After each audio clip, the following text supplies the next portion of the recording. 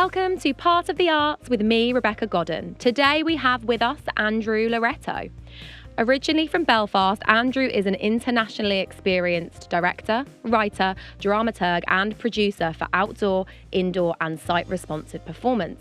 And he is currently Hat Fair and Playmakers Director for Play to the Crowd, Winchester. Hat Fair is one of the UK's longest running international outdoor arts festivals, which I myself have also been a part of. Andrew often devises and stages complex, large-scale projects, bringing together international artists with local communities and cross-sector partners to animate and transform multiple city spaces to provide one-off experiences for his audiences, as well as some small-scale immersive events as well. Most recently, he has been writing for Welsh National Opera, recently winning an award at the Iris Film Festival. Hi Andrew, welcome to Part of the Arts. Don't know why I sung your name, it sounded really nice though, didn't it? Oh, that's nice. Well, hi Becca, how are you doing? I'm good, thank you. How are you? I'm all right, thank you. Good. Yes. Well, thanks for being here. Thanks for being on the podcast. Now, I asked you to think about a little icebreaker for us. This is how I start the pod every episode. So what was the last thing that you said out loud that should have stayed in your head? I've become better over the years because, my goodness, working in the arts, it's all about diplomacy and building relationships and everything, and you do have to be really careful. Where I'm a bit less filtered is when I'm writing funding applications. Oh, okay. And inputting things into difficult online portals, etc. And I do tend to swear quite a lot at the screen. Not at my colleagues, I never swear at my colleagues, but at the screen. And so my colleagues knew when I'm working on a funding application. Because that just comes out. Oh, yes. I just go, oh, for goodness sakes, and slightly stronger language sometimes. Whenever you're being asked the same thing 10 different ways. Oh, I know. Just go, oh, for goodness sake, this is wasting everybody's time. Yeah. But it's a necessary evil, obviously. We have to get the funding in order to do the work. Do the fun stuff and do the stuff that we want to do. I think I'm quite similar to you, actually. I get very sweary when I can't do something or if something's not going my way. Again, I don't swear at people, but I swear at things or objects or if something's not happening. And I have sometimes been in maybe a more commercial or corporate work setting, like jumping around project to project, and maybe some, Freudian slips of swear words have come out and I'm a bit like, oh, that probably wasn't an okay environment to do that. Yeah. I'm like, I can see the judgment a little bit and I'm like, oh. And also, we all have different levels of humour with different people. Yeah. So there are some friends and some colleagues you can have a certain type of humour and repartee with, whereas that wouldn't sit so well with other people. So you have to constantly be aware of that. Yeah. Believe it or not, this is 30 years I've been working in the theatre industry. Amazing. Happy 30th in the industry. Full-time, pretty much full-time constantly since April 1994 when I started with West Lothian Youth Theatre. So I've got a lot of colleagues and friendships go back decades. Yeah. And it's interesting when you meet people after maybe quite a considerable amount of time and you just immediately pick up that sense of humour, that way of speaking. You never lose that, but then you do that in different ways with different people. So I think we're constantly kind of needing to be self-aware and filter ourselves. We have to be like chameleons, not just if you're an actor, not just if you're being a chameleon for a role and playing a character, but also I think with who you're around and adapting to certain situations. Again, the project by project nature of work in the industry is, gauging who am I around? Yes, I want to be authentic. Yes, I want to be myself, but I don't want to rub anyone up the wrong way because everyone knows everyone. Exactly. And I think, the best thing you can be in life actually is just genuine with 100%. people. And also, do you know what? I'm a great believer in if you've really messed things up, say it. Just say it. Get it out there because life teaches you that it will come out anyway and it'll only get worse. Yeah. So, everyone knows as well. And there's no greater feeling when you've messed up. It's that sinking feeling, that butterflies, you're like, and then I've just got to, for me, I'm not very good at hiding things, and I'm not very good at not saying how I feel. I don't know if you know me, and I'm like, I've just got to say it. Oh my gosh, I'm so sorry, I've done something wrong, you know. I'm exactly the same. I'm a typical Irishman. We tend, I think the Irish is a culture. We wear our hearts on our sleeve. We're quite naked emotionally. Well, I'm actually, half we're very Irish, open. so there we go. That's why. And so I'd make a terrible politician, really. Because. Andrew, did you mess up? Yes, I did. Yes, I did. I'm so sorry. What do you want me to do about it? How can I fix it? But I think that's actually a virtue, being honest and having integrity and being kind, actually, really.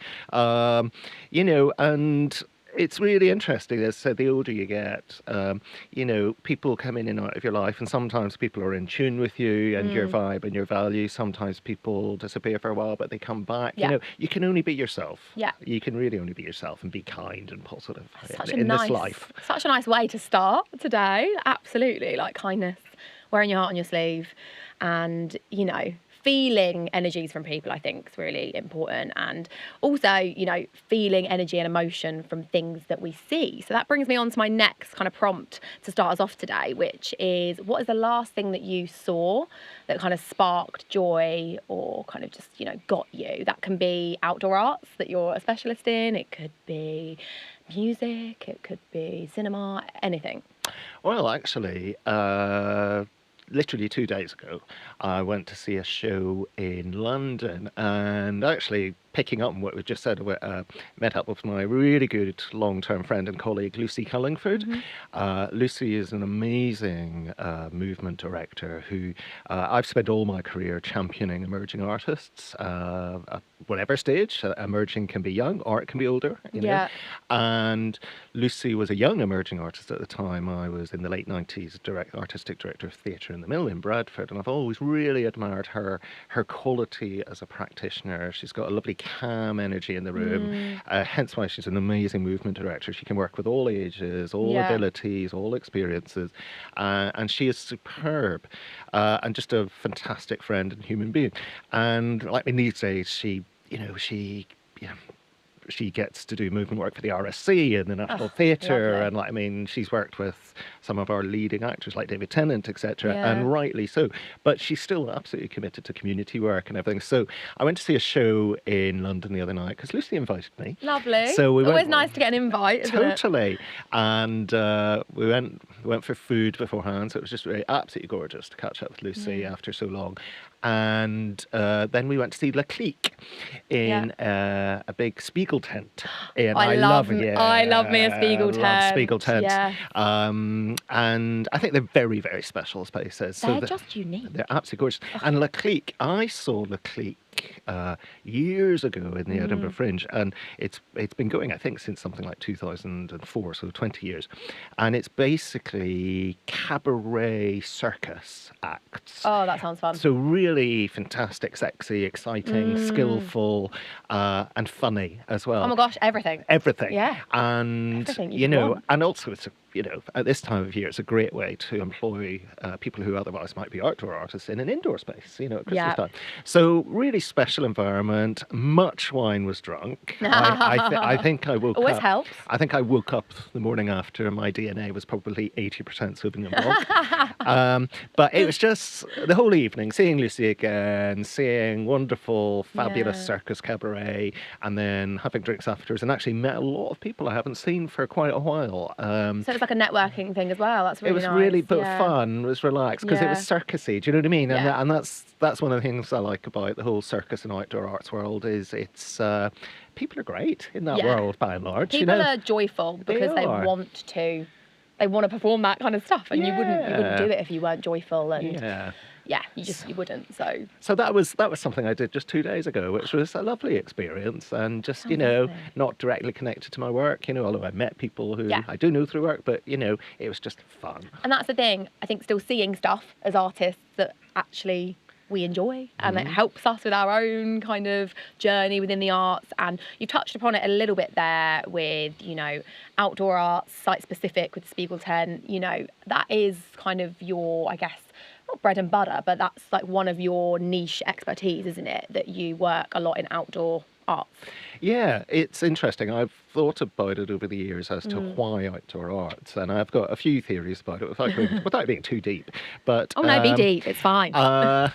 so, like, I mean, I straddle. So I very much regard myself as an artist, as a theatre practitioner who happens to run organisations as well. So everything for me has got artists at the core, Yeah. and people and communities at the core and place.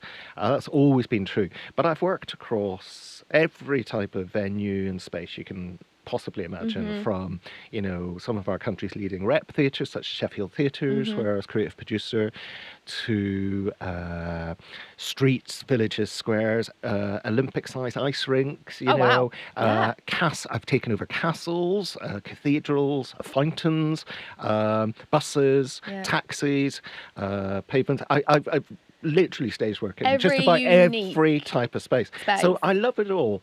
But coming back to why outdoor, I think what is it? My first show that I chose to direct with West Lothian Youth Theatre back in summer '94, so that was 30 years ago, was an outdoor piece. And Never looked back. I did a piece which was based on the Scottish-Irish legend of Finn McCool and Ben and Donna, the giants who battled, and hence the legend of the Giant's Causeway and everything. Lovely. And I made giant puppets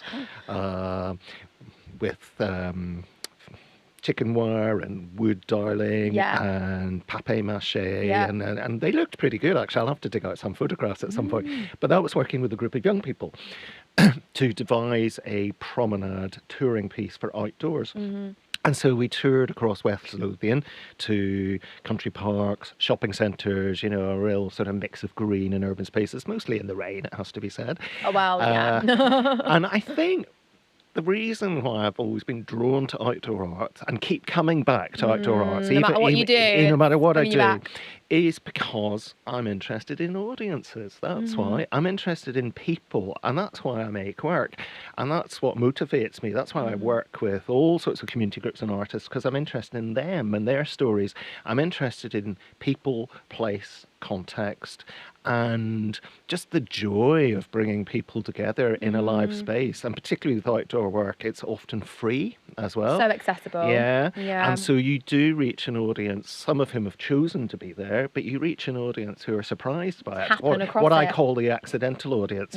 And that's a joy always. And I'm about, I think what motivates me is change. It's not doing theatre for theatre's sake or performance for performance's sake. It's about real, meaningful change. And that's why, you know, every city and place I've worked in across UK, Ireland and Europe and recently Asia, I'm engaging with people who are involved with urban planning, for example, or with social care or health and well-being. So it's things that actually matter to that person in their community. Totally. And actually, how can we be part of that journey in a really meaningful way? And make it accessible to audiences and the masses through art. Yeah. And, you know, one of my joys, as I said, at this stage in my career is I go back to places like, say, Doncaster, where I was based before Winchester, or Huddersfield or Bradford or Sheffield, wherever it might be, and you can see the legacy of the seeds you planted during your time, because you know, when we work for organisations, when we work in these roles, we're caretakers,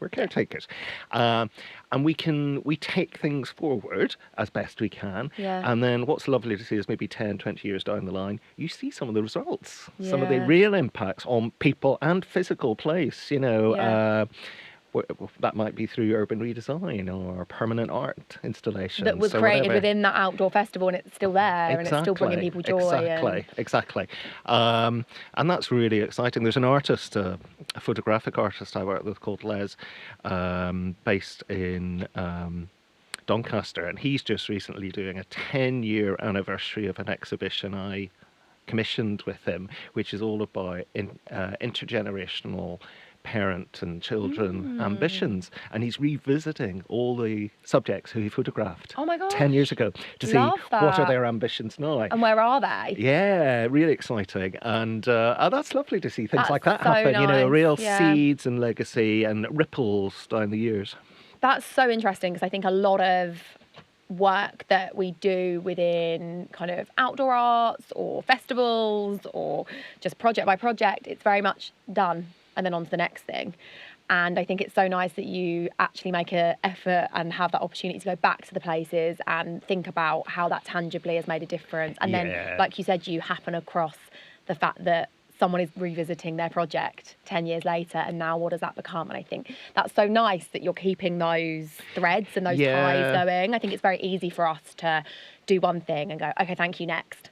Yeah. And not reflect and not revisit. So that's, And one of the things personally, because I've, born in Northern Ireland, grew up there, lived in Scotland, Wales, north of England, died in the south in Winchester.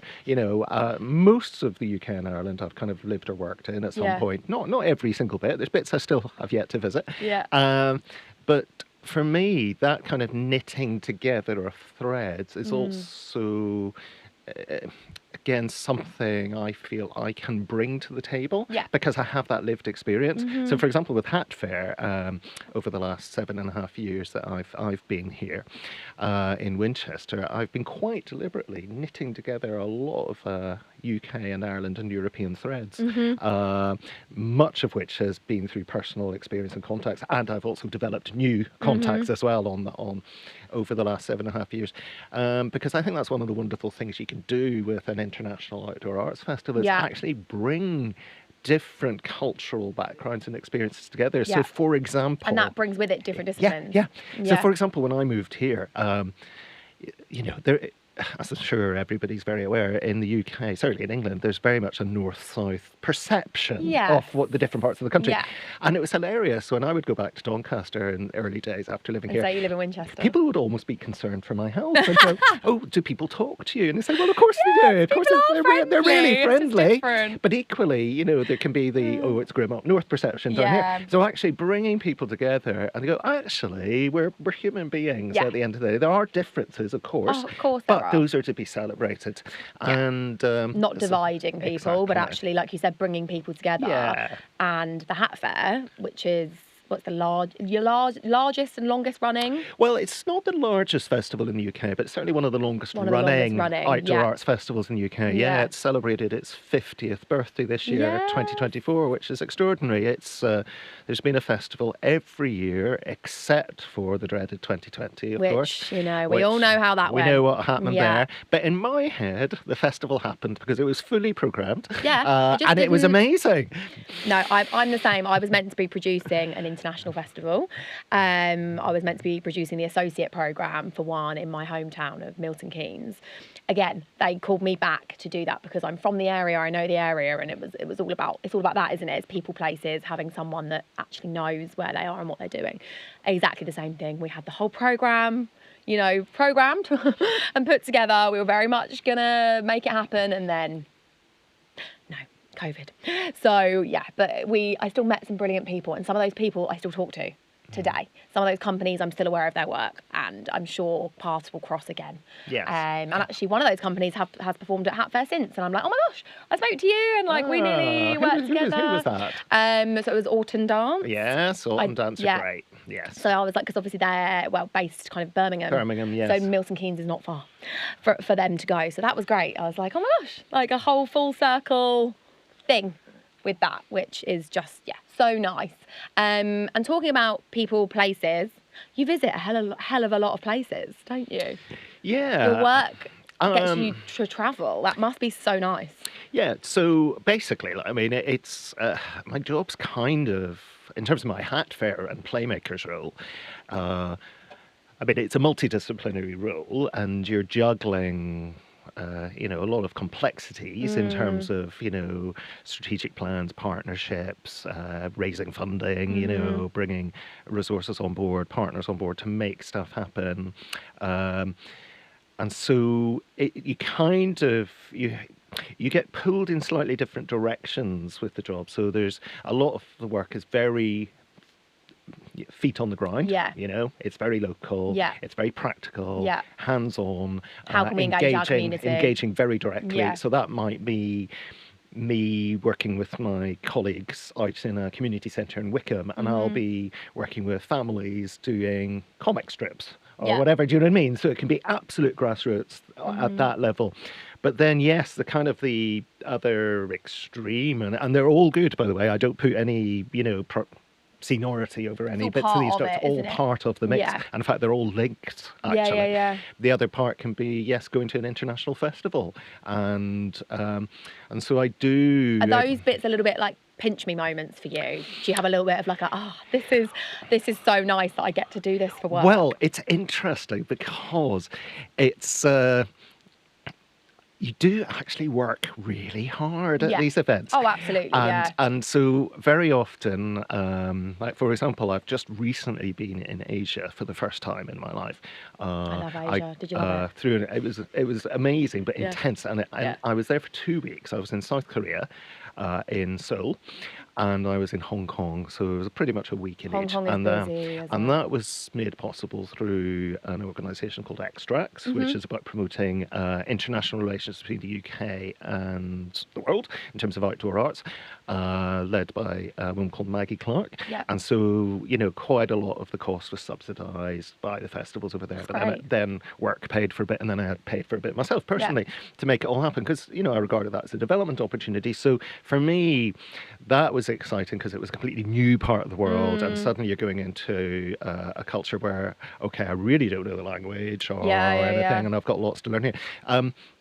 But actually, what often happens at these sorts of events is you are doing back-to-back meetings, because that's what you're there to do. You're constantly meeting people. Oh my goodness! Yeah. You're meeting funders, you're meeting government, you're meeting Arts Council, you're meeting people who can help strategically get work or help develop relationships, and meeting artists. So what you tend to often do is very long days.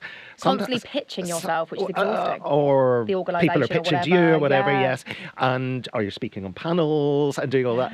And you maybe grab a sandwich, you know, in you know, whilst you're running from one venue to another, or one meeting to another. And you see things in passing where you go, oh, I'd like to come back and be a tourist. And, wow. Yes, and actually have a holiday. Yeah. So yes, they're fantastically useful, and actually all of the international work we do with Hat Fair is about building relations, and we're quite targeted in terms of how we do that. So having that presence in different parts of the country and the world is important. And the other thing is you actually meet with a lot of UK colleagues as well when you go to these events. So there's another... Expats find each other. Feira Taraga is a major trade festival for the outdoor arts, and you know, as well as meeting lots of international artists and catching up, you catch up with your UK colleagues. So actually, when you do these festival visits, it's your best opportunity to catch up with the UK festival sector as well, because that's where we meet, and that's where we kind of do our deals and, you know, catch up.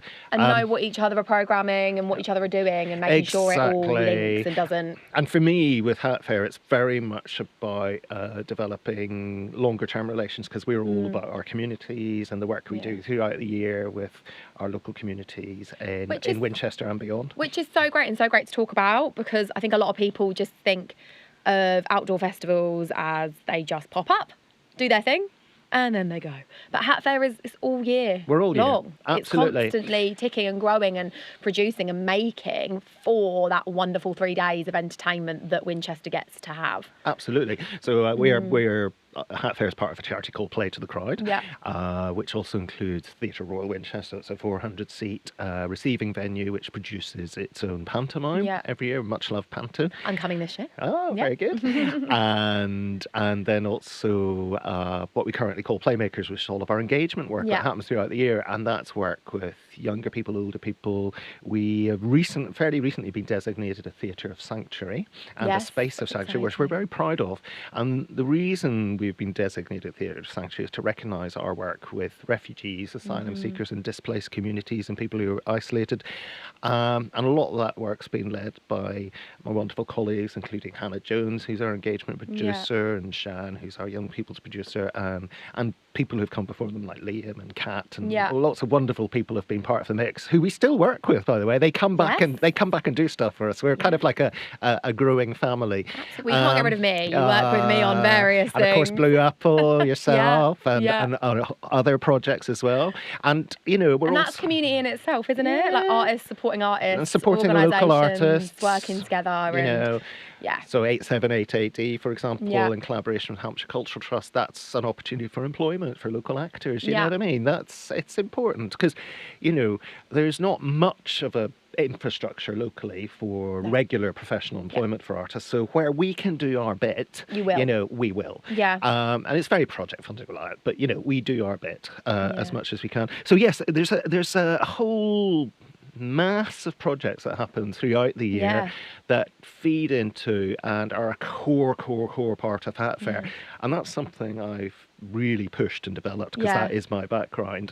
I think Hat Fair has always had an element of that, but it's something I would like to feel that during my 7.5 years I've really accelerated. Yeah, and shouted about and let people know about. Be proud about it, and, exactly. yeah. So I go back to that boots on the ground and international work. Yeah. It's all equal. It's all together. valid. Yeah. So you go to Hat Fair and we are showcasing fantastic local talent, you know, throughout the festival. We did a lovely opening event this year, which we had to move indoors because of the But rain. it worked. You guys did it, and it was amazing. Like all of us artists, And then felt hundreds supported. of community performers, you know, working with amazing visiting professional artists. And actually that went so well that we're looking at doing something like that every year if we can get the resources And that's to the do thing, it. isn't it? It's like what comes out of live outdoor arts sometimes shapes the future of what will then be, because it's so reactive. You've got to be reactive, you've got to be flexible, and then you're like, oh wow, we did really well there, it worked, let's do that again. Yeah. And it's so nice to be able to be like that and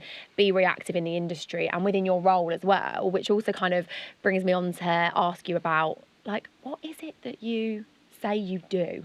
As in, I think a lot of people in our industry, in our work, know us as one thing. Like if, for example, if you perform with me at 878 AD, you'll be like, okay, yeah, Becca's an actor at 878 AD.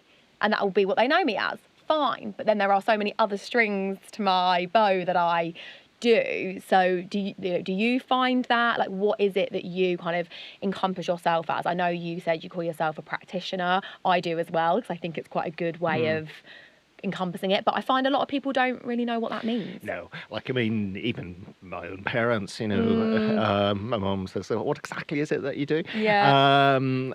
Because I do wear so many hats, and that's true of so many of us, and it's Yeah. partly about surviving as well. Like, Yeah. you know, you need to have more than one string to your bow, really, Yeah. I think. Most people who work in the arts, whatever the job is, they have got, they're creative. Yeah. Okay.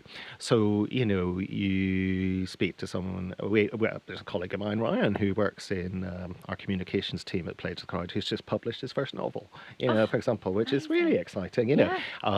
Just talking about it, actually talking about it with people. My wonderful colleague Rose, our Hat Fair coordinator, she, you know, she'll write poetry occasionally, or, you know, things like that, you know. So people have got lots of strings to their bows, and that's one of the reasons I'm interested in people, because I want to dig that out and support that work. I think I call myself a theatre maker generally, because that kind of covers a multitude of sins. But obviously that could be a director on one project. It could be a dramaturg. I do a lot of dramaturgy with contemporary dance companies, for example, with Company Chameleon and others.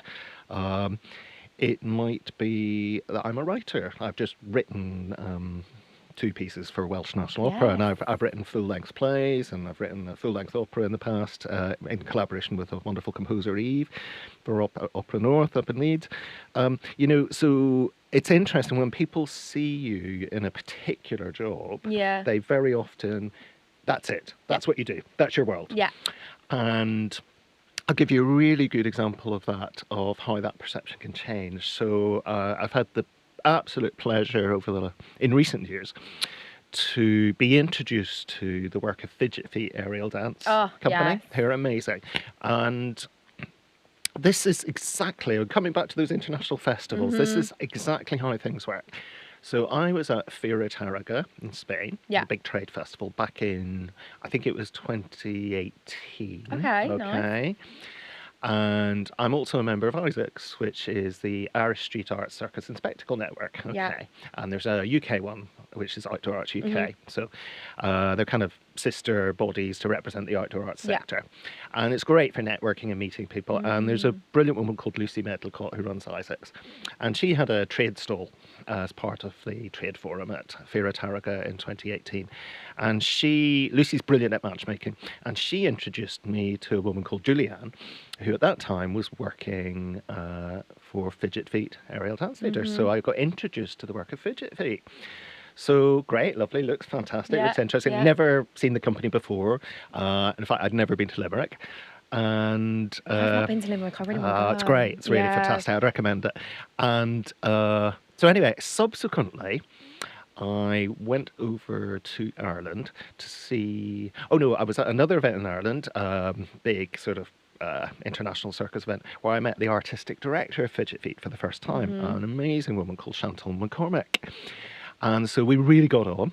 We talked about our love of bingo, because Chantal was doing a show called Bingo Wings at the time, which was an indoor show with bingo and aerial arts. And I had just done opera bingo with Opera North in Leeds. Yeah. So it was all coming together. Yeah. So basically we got really excited about, what can we do with bingo together? So I then went over to Tralee to see their show. Yeah. And sort of developed more of a relationship with Chantal and the company then. But Chantal just saw me as a festival producer, a festival promoter. Kind of like, well, what could you do? What can you do for us? But that's how she sort of saw me, defined me. Then that sort of changed in lockdown. Because obviously in lockdown, a lot of us had to work and live in a very different way. Yeah. I was on furlough from Hat Fair and Playmakers, so I wasn't doing that. And so people saw me, he's available for other things. Yeah. And so I got invited to do an online session to support artists with Fira Taraga. So it comes back to Fira Taraga. You see the circles, right? Full circle. Yeah, see how things work? I love that. And me and Chantal ended up in a breakout room as part of this. And it was just her. It was just her and me. And they were looking for a dramaturg for their new show that they were creating during lockdown called A Handful of Dreams. And it was at that point that the penny dropped with Chantal. You do other things. And then because I was available, so basically I worked right from the inception of A Handful of Dreams as their dramaturg online from my kitchen in Winchester. I was fully part of rehearsals, but it was all online. So it was a different way of working, all back to front. And then I finally got to be with the company when they could perform live. And then the joy was eventually bringing that show to Hat Fair. Oh. And so I've done loads of stuff since with Fidget Feet. And just showed you how people can perceive you as one thing. Yeah. And then, you do that as well. And you do that as well. And then it's like, I find sometimes those organic situations, that is like the dream. That is the best way to make something happen and make those connections. Because I think you've probably been in a situation before, I certainly have, where you meet someone and you're like, okay, this person or this company is someone I really want to work with, but I don't want to just like shoehorn and just like list off my CV or be like, this is what I do. Do you know what I mean? And it's about gauging that, okay, at this point, I'm this to you and we'll work together, but then hopefully our paths will cross again and you can work out that I do other stuff. And then also I'm a trusted pair of hands by that point because we've already worked together well. And it's all of those things, isn't it, of not wanting to like blow your shot, but also not wanting to just be like, did you know I also did this? Yeah. Because that's very unorganic. No. And also, I don't like pitching myself. This is exactly that. That's the right word for it. And I don't like being pitched to. No, I don't either. It really, the hard sell doesn't work for me. It's all about, as you say, organic relationships. And if I'm interested, I'll do my own research afterwards. Like, I'll stalk you on social media. I'll find out about you. Do you know what I mean? I'll be like, if I meet you and I'm like, do you know what? That person was great to work with, or I just feel like they'd be a great vibe, or I've seen something, I will then look into it. Yeah. So I think I think we need to give each other credit. Yeah. And for me, it's as much about the human being as well as the work. Yes. And the human being is the work. And so I'm, I as far as possible, I only want to work with fully signed up members of the human race. People who are kind, empathetic. Good people. Good people. That do good work. Who do good work and are genuinely interested in people, place, community, and how that work fits in. You mentioned Johnny Otten earlier, a good example, brilliant to collaborate with. And, that's for Hat Fair, that's very much the sort of direction of travel I've been trying to take it on, is developing relationships on a longer term basis with brilliant artists like Jolie Vian or Lorna Reese or Johnny Otten or Chantal McCormick and Fidget Feet, and having that longer term relationship. So even when I was out recently in Asia, and you're kind of in a quite a hard sales market, actually pretty much all the time, I'm trying to break through that and actually find the people. Yeah. And be like, who we can have that relationship with. Totally. Have that connection. And like you said, a lot of that happens around the project, going out for a drink or going for a coffee or walking between meetings or debriefing. Like, a lot of that comes from it. And I think,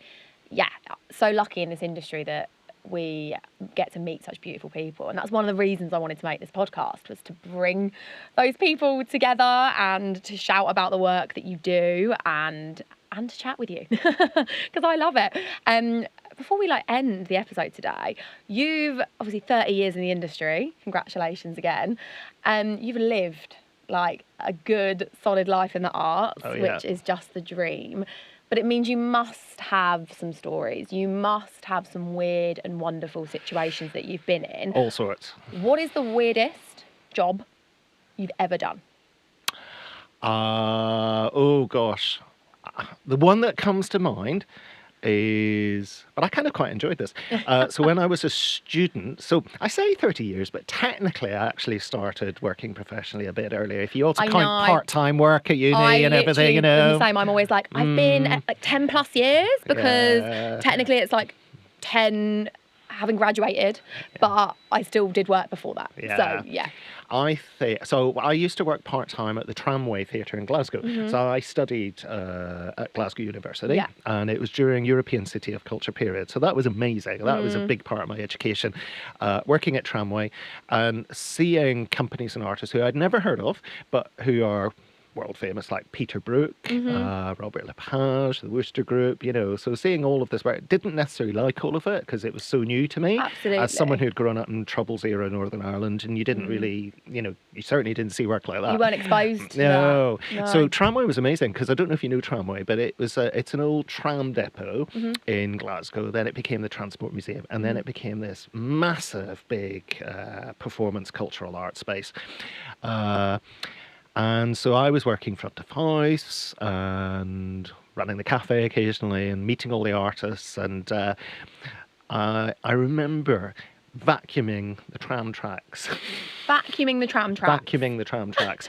Which, actually, there's a total logic there, because it's an art space and we want to keep it clean. Dust-free. Yeah. But I found that quite therapeutic, vacuuming tram tracks, because, if you've got a job to vacuum tram tracks, you don't have to think about anything else, You're just I'm doing this. And then the next minute I'm teaching the cast of Peter Brook's La Tempête how to do the Dashing Light Sergeant in their after party on cobblestones. So here we go. This is the eclectic world that we live in, that we work in, that we live and breathe. No one day is the same. And thank you so much for coming on and just sharing a bit of what you do with us. We could talk forever. Let's definitely have you back on. Thank you. I hope you've had fun. Thank you. Yeah, it's been lovely. Thank you so much. Thanks, Andrew. Thank you.